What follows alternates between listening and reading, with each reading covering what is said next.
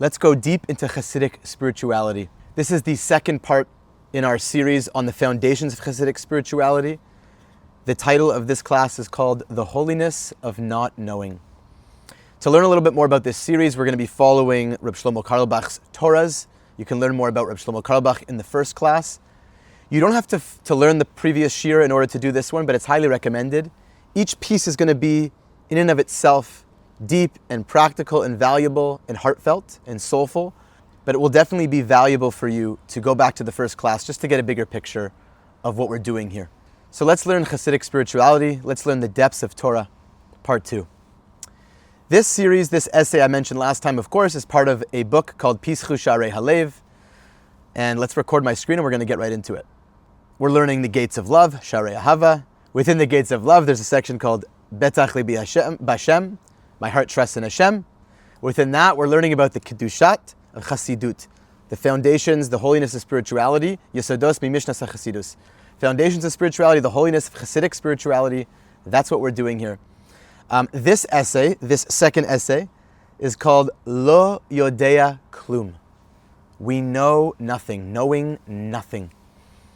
If you remember from last year, what we were talking about quite in depth was this idea that part of the spiritual life is, of course, in Judaism, learning halacha, learning how to serve Hashem, learning the mechanics of the details of Jewish life.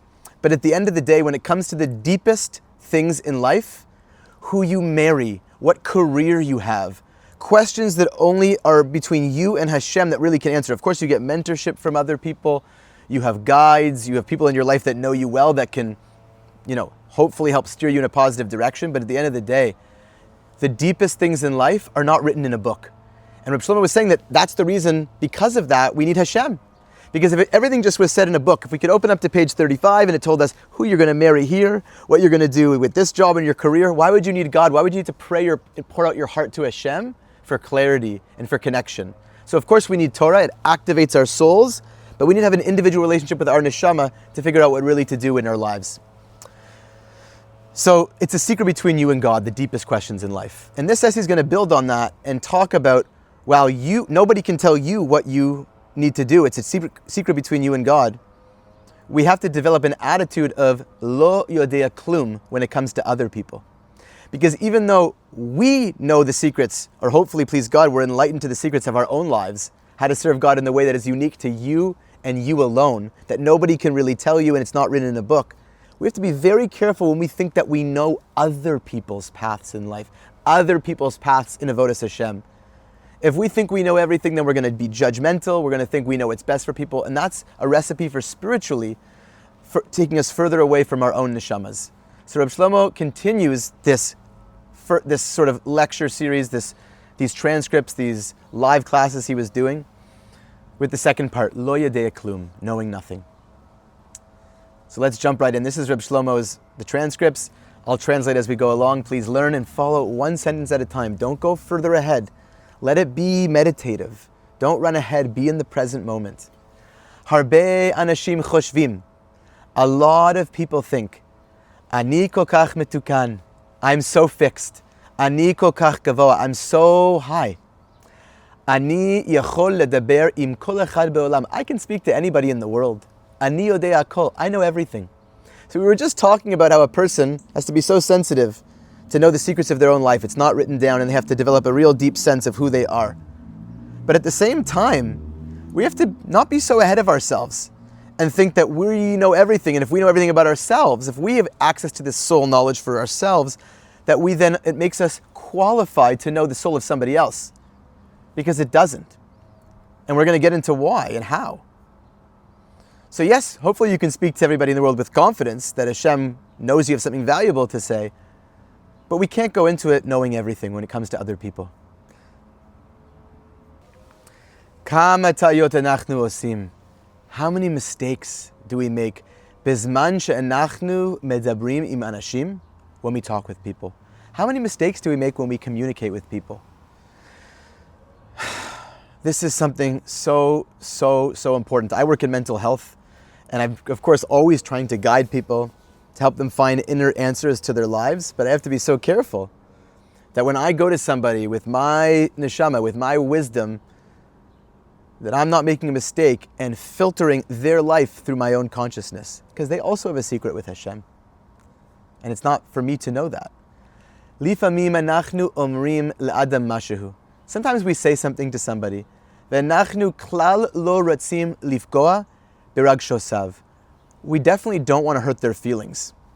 Ve'im zos anachnu choschim es nishmaso. And yet despite this sensitivity that we have, we cut right through their neshama. We cut right through their soul. So Reb Shlomo first is basically saying that we have an arrogance when we go up to people. We have to be so careful with our knowledge of ourselves that we don't think that we know other people. But other times we go up to people and we're just lacking sensitivity. This point is going to be a little bit not the main focus of this lecture, of this shi'ur.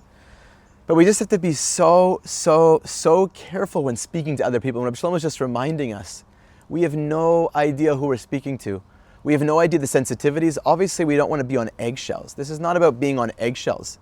But we have to be so careful when we're speaking to people, especially about spiritual matters, not to cut someone's soul off, not to say with certainty what we know about other people, and not to say things that would hurt somebody's feelings. And we, of course, can't know that all in advance, but we just have to be so careful in our communications with other people.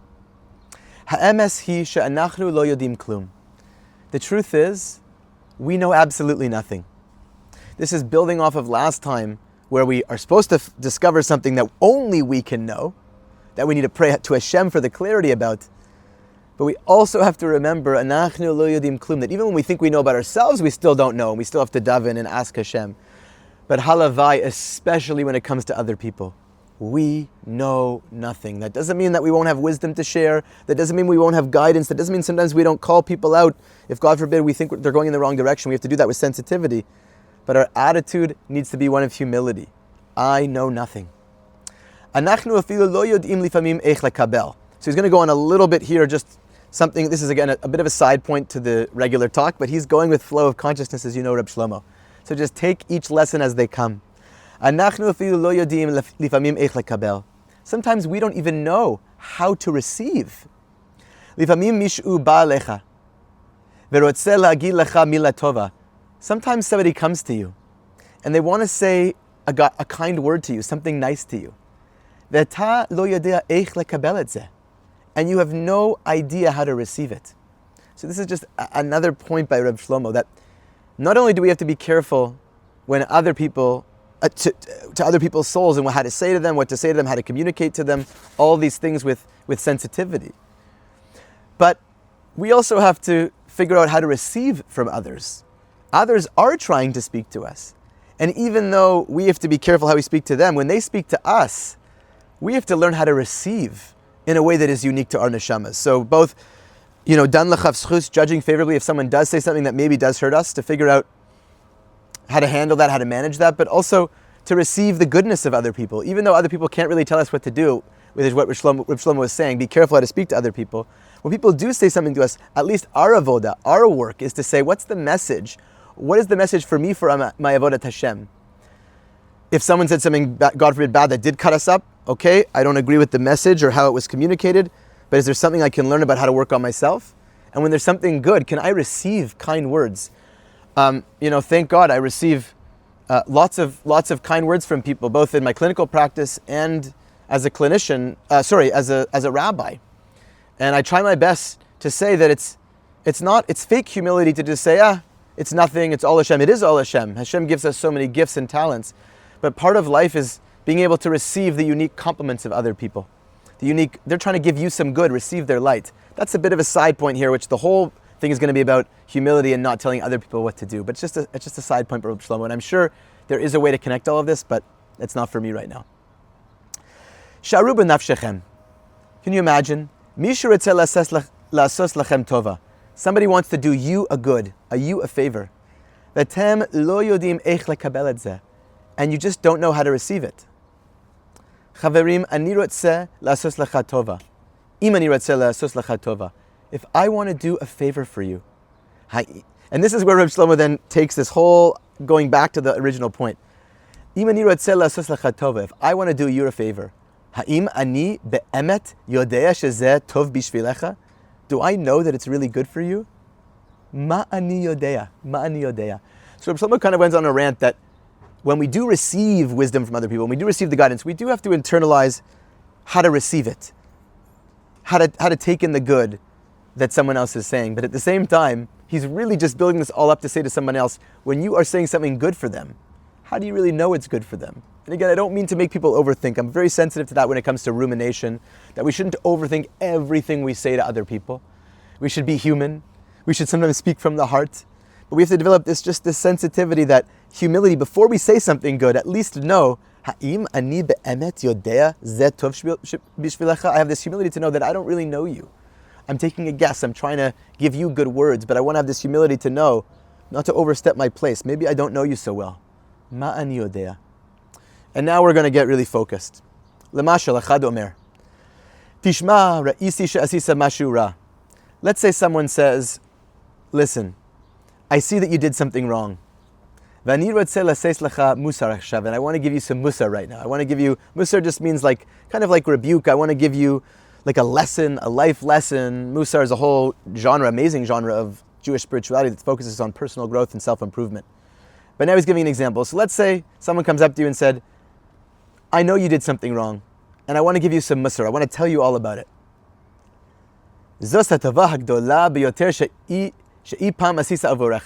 This is the greatest good I can do for you, the greatest favor. I'm so strong in what I know about what you need and what your mussar is, that you need for your soul. So this is the greatest good I can do for you. Ani chaver haki tov shelcha. I'm your best friend. I'm your best friend. Lechen ani chayav lomer lecha. And so I have to tell you. I have to tell you what's wrong with you. Ani kvar lo yachol leshavet b'sheket. I can't sit quietly anymore. I just know so badly what you need to work on. Ani mukhan latet lecha lechulam mussar. I'm always ready. He's now taking a step back here. He's saying, I'm always ready to give everybody else mussar. I always know. I'm always focused on what other people are doing, what their tikkun is. And this is also a bit of a slight jab. Reb Shlomo is saying that most people aren't really focused on, what does Hashem want from me? This whole thing we said before, that nobody can tell you. What does Hashem want from me? We're so focused on what does Hashem want from other people. What is Hashem trying to tell me about what other people should do? And if you're overly focused on this, there is a time and a place. There is a mitzvah of tochecha, of rebuke, of speaking to people with concern and love and sensitivity. But in general, our focus should not be, of course we want to say good words to people, but in general our focus should not be, how can I improve everybody else around me? How can I look around and look at how much insight I have about other people that they need to get better? And that's so hard coming from a therapist who, for a living is calling people out and trying to guide them in a healthy way, in a loving way, towards a better life. So Reb Shlomo is alluding to this idea that we need to be inner-focused people. We need to focus on our own neshamas, our own personal growth, our own tikkun, not the tikkun of other people. I'm always ready to give everybody else mussar. Aval achshav hazman, is now the time? Is now the time to give you the mussar? How do I know what somebody needs to hear in life? How do you know when the time is? How would you know what other people need and when? What do we know about other people? We know so little. We know so little. Reb Shlomo is bringing us back to, oh my gosh, it's such a secret to know what Hashem wants from us. Let us focus inwardly. And from the place of inward, when we know our own life purpose, maybe our energy will permeate a sense of tshuva for others, a sense of knowing other people's needs in a sensitive, loving way, but not when we're focused so much on other people. We know so little about ourselves. We can't start focusing so much on other people. This is so much about Chassidic spirituality. Is everything is about your unique relationship to God, not in an ego, self-centered way, but figuring out and attuning ourselves to what Hashem wants from us as individuals. So much less so about what Hashem wants from other people. That's the secret between them and God. I want you to know, we have no idea what's going on. We truly have no idea about the depths, the deepest depths of Torah. We just don't, just in general. Chassidus is this primal humility that opens up our world to this mystery. Wow, life is so much more. Torah is so much more than I know. And that just opens you up to hearing Hashem in your life. We have no idea. If you think you know the Torah, then you're not open. Your vessel is full. Then you're not open. The water is filled up. You can't go further. You need to constantly empty ourselves. Not empty ourselves meaning have no clarity, but there's so much more to Torah. There's so much more depths to the Torah. Ein li musag ma koreh im anashim acherim. I have no idea what's going on with other people. Barur sheni lo yodea klum. It's clear I know nothing. I know some of this is repetitive, but that's okay. Let it sink in. Not knowing Torah, not knowing other people. Let it be clear, barur, that I don't know anything. Even then when I start to speak about what I do know, I just remember how much I need Hashem to guide me. Kasher Baal Shem Tov HaKadosh lakach et harav HaKadosh Reb Tzvi lechasno. This is an amazing, amazing story. When the holy Baal Shem took Reb Tzvi, his son-in-law, he was choosing a son-in-law. Spoiler, he chose Reb Tzvi. But why did he choose Reb Tzvi for his son-in-law?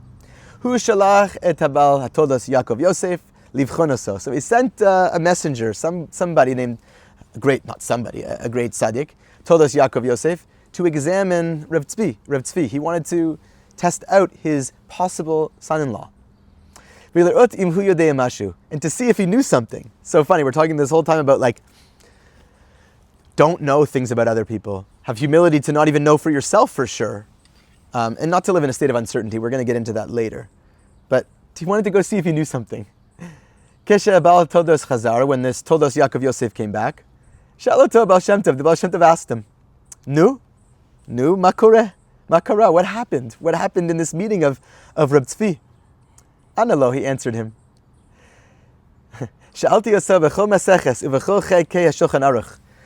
I asked him questions on every masechet, every section of the Gemara, every tractate. I asked him about the Shulchan Aruch, the code of Jewish law. I asked him every section of the Shulchan Aruch. Remember we talked about this time that it's not just enough to know all the Torah, right? There's this sensitive soul knowing that Chassidus is so much about, soul knowing that you can tell someone what to do in terms of the Shulchan Aruch. Okay, it says in the Shulchan Aruch that you have to do this mitzvah and that mitzvah. You can tell that for yourself and you can tell that for other people. But on a soul level, just to know yourself is so hard, let alone another person. But okay, we asked him all the questions on the Shulchan Aruch. Sh'alti oso hakol, I asked him everything. Mahu aneh sha'ala Baal Shem Tov, and what did he answer? The holy Baal Shem Tov wants to know, what did this great tzaddik, Reb Tzvi, answer? Hu tamid amar shehu lo yodea. He kept saying, I don't know. Sha'ala Baal Shem Tov, the Baal Shem Tov asked, Ha'im haya mashu she'alav hu amar shehu ken yodea? Is there even one thing that he said that he does know? Did he say he knew anything? Like, he didn't know anything? Lo hayta afilu pam achat shu amar shehu yodea. There wasn't even one time that he said he knew something. Not a single time. He didn't say one time that he knows. Ana ve'amar, Baal Shem Tov. Baal Shem Tov answered and said, Gevalt eze chasen gadol, eze chasen. Gevalt, what a son-in-law I have. What a great son-in-law. That kind of sealed the deal. Obviously, of course, as we just alluded to, nobody can tell you who to marry, so the Baal Shem Tov's daughter had to make this decision. But when you have a soul master like the Baal Shem Tov, this is another point. When you have a soul master that's tuned into their own neshama, that's tuned into what does Hashem want from me as an individual that is on such a deep level unique to me, from that place of humility, which we have to have with ourselves because it shows that we need Hashem, then when we go reach out to other people with knowing, it comes from the not knowing, and then we have such a sense of other people. Again, nobody knows, there's still a mystery, but the more you know yourself on the level that only you can know, the more that soul level is activated in you, the more you can see the light of another person. That's why we need spiritual masters. They do guide us, but they guide us from the place of their own unique light of neshama, so that when they go to the outward, they're not just telling you, oh, I think I know what you do. I think I know what you need to do on the chitzoni, on the outward level. No, they're tuned into the level of the soul. And the Baal Shem was really testing how much is Reb Tzvi connected to his neshama. How much is he connected to the I don't know? The I don't know that opens up the knowing about ourselves and others. So Reb Shlomo, long way of saying is, have humility. Ask Hashem to help you find your own unique spark of. That's all of what Chassidus is about. Hashem gave you a light, a soul, and a neshama that is uniquely tailored to clarity for your life. The more you tap into that on an inner level, which is nobody else can tell you, but you attune to your own neshama. And this is a subtle thing. You've got to pray for it. Then we can go to others and probably give them much better advice. But our default should always be to look inward, not to look outward, to lead by example. And when we do give guidance, to have the humility to know that we don't know. So keep following along the wisdom of not knowing. We will meet again soon. Please like, share, subscribe, comment. Thank you so much.